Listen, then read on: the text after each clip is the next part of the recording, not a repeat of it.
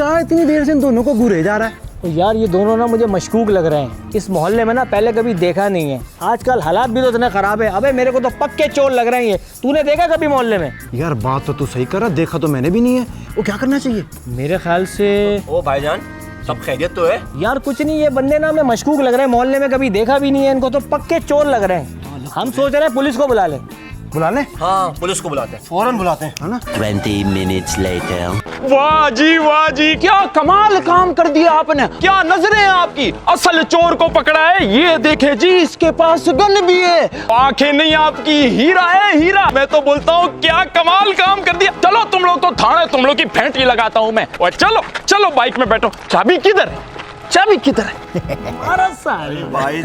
भाईजान क्या बात है यार। आपकी आंखें नहीं है, हीरा है हीरा। आपने चोर को पहचाना कैसे?